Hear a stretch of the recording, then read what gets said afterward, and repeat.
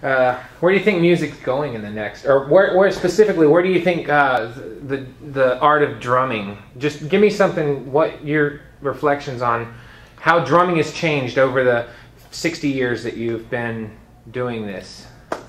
Drumming has changed from being just a timekeeper, metronome, you know, into solos and different. I like a lot of fillings that they do now, but they still even nowadays the drummers don't live too much. They don't live too much. They don't feel emotionally keep time and stuff like that. And then back there in the 50s, we had crash cymbal. We didn't use the crash cymbal that much. You know, they say, oh no, that's all that kind of stuff, you know. But use the ride cymbal. But I think that drumming is gonna become. I always thought drums supposed to sound like melody, like more like a instrumental. Drum is an instrument, but I'm just talking about like just like a bass player. We had a bass player, and a bass player. I told him, I would tell him to do the same thing I was doing drum. You know, say like Jenny, Jenny, Jenny. Don't I said don't just do. He was doing like this. Jenny, Jenny, doom, doom, doom, doom, doom, doom, doom, doom. I said no, don't do that. Back me up. Put your foot, kick my ass. Excuse me. Put your foot in my butt. Mm-hmm. I say, when I, do that same eight note, Jenny, Jenny, and he was walking the devil. He wasn't walking it, but he was doing the same thing, and it sounds so good, man. Now you got to remember, 3 tenors and 1 baritone. We didn't use any brass. No trumpets, not like your trombone. The only time we use brass is today because the union said you got to have 12 musicians there. And that's the way they made money with the union. We had about 7 musicians. We had to hire 4 more musicians and stuff like that, But I think the music is it's going to be much more 10 years from now, much more sophisticated than it is now, and it's not going to really sound like music. Yeah, it's kind of my thoughts as well. It's going to sound like.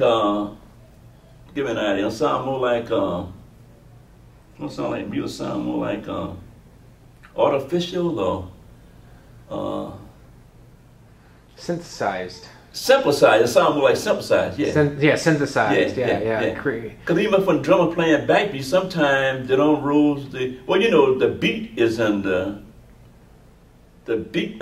hit is in what the hit is at when you do a record.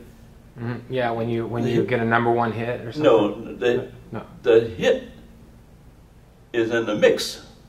Oh, yeah, absolutely. The way the music is mixed is going to determine how palatable it is and the sound. Yeah. You can have a good recording, good lyrics and everything, but if you don't mix it right and produce it right, and you don't come up and bring those levels up and adjust and all that, you're not going to have a hit. You can have a good thing. I don't like the way they do things nowadays. I did for a band there, I did a Christmas song there, on drum, and the guy had me play it by myself, and then he had another guy and the next drum bass player. I like to be together. I'm from the old school. I just like to be together and play everybody right there, but they do it separate and stuff like that. Some recording, you might do some recording here and then send it to New York and put the finishing touch to it. I'd heard stories about actually I've also been on sessions myself where I go in and the engineer wants me to overdub just the snare drum.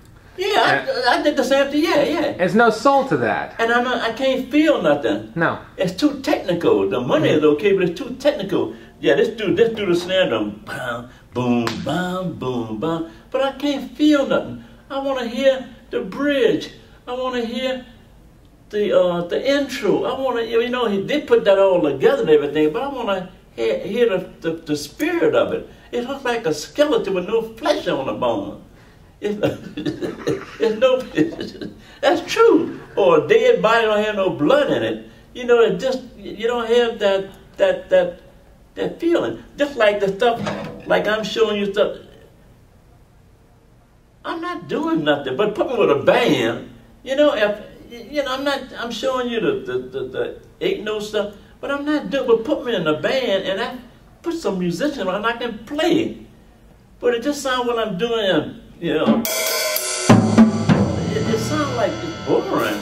It don't make sense, but put it in harmony, put everybody together. You know what I mean? But just like doing recording and things like that, man, and then the guy had me do a dub over a song cymbal 3 times. Just salsa, beating on the song cymbal. I mean, I can't say I ain't gonna do it because the man pay me, and stuff like it, but it just don't sound like nothing. No. You know? Yeah, you're trying to hear the musicality in it, and it's not there. Yeah, and it's not there, But I think, like I said, 10 or 15 years from now, music gonna sound artificial, and it can sound like a computer, and it can sound like a synthesizer and stuff like that. They might go back. The way this economy is now, they might go back to start using synthesizers again, and don't hire musicians. Oh, they got to have vocals and stuff like that. Exactly. And now one thing about drum machine, it don't lose time, but it don't pick up time. That's one good thing. It's a good metronome. Has no soul. Yeah, no soul. Like boom, boom, boom, boom, boom, boom, like that, But it's good to play live.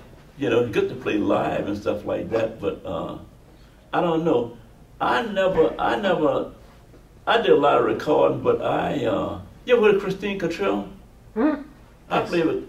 That's one of the first recordings I played on. Christine Cottrell recording in Nashville, Tennessee. In Nashville, she was pretty hot around Nashville. She was the lady of Nashville, Christine Cottrell, and we was all in a studio together, and she was in a little cage, like singing. But it all sounded nice and everything, But we don't know how the future gonna turn out for the music, man. For the future, it's gonna sound weird. Everything production, everything. Yeah.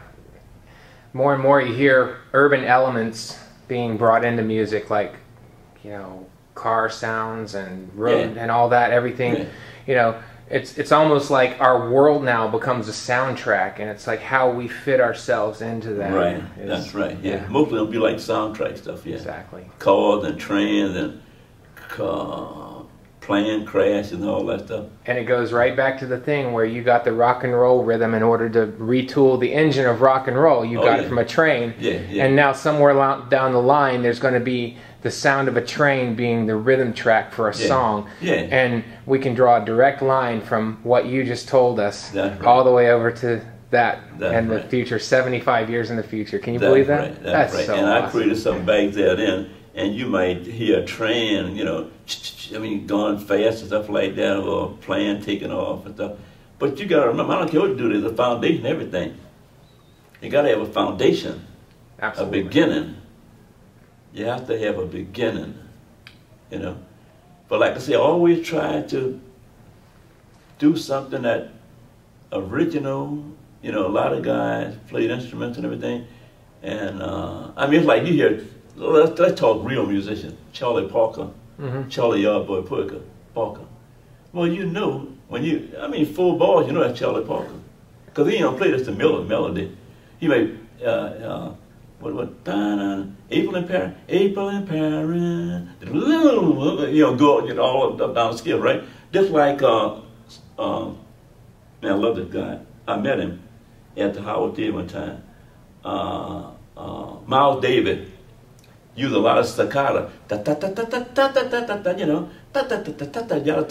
of staccato, all that kind of stuff, Now, he came and he went to the back on the side door at the Howard Theater, and across the street from the Howard Theater was the stage door. That's where the musicians would eat.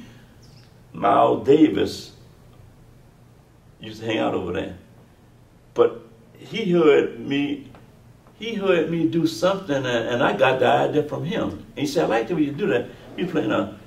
Well, I was doing something, Richard. Let me see. No.